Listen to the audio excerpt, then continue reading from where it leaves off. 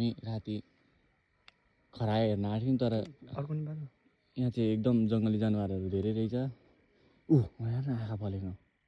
यहाँबाट देखा त यहाँबाट अलिक यहाँनिर थियो क्या त नीलगाई जस्तोमा भागो यार तर त के देखियो त्यहाँ आज त केटा हो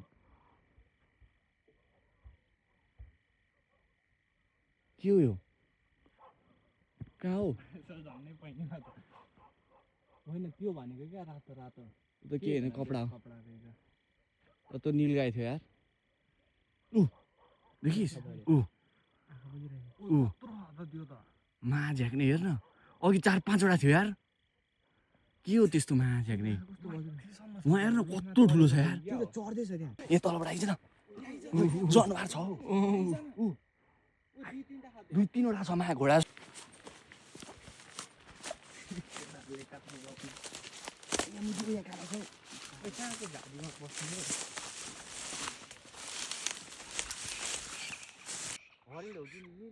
हरिण हो गाई कहाँ यस्तो हुन्छ यता आइज न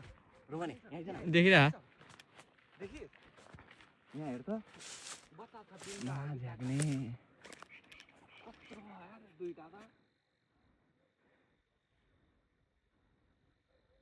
अघि त सियाल जस्तो लाग्यो यार ग्रुपमा नीलगाई होइन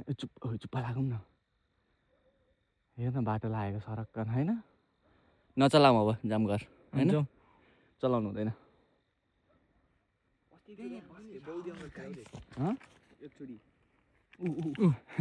हेर न मा झ्याक्ने बच्चा कहाँ गयो बच्चा पछि छ एक जोडी रहेछ क्या तीनटा बच्चा होइन हरिण होइन नीलगाई होला हरिण होइन होइन नीलगाई हो बच्चाहरू आयो त हो ऊ अगाडि छ 3टा बच्चा बिचमा छ अनि पछाडि उ त्यो छ ठुलो एउटा सानो छ 5 वटा रहेछ होइन जम्मा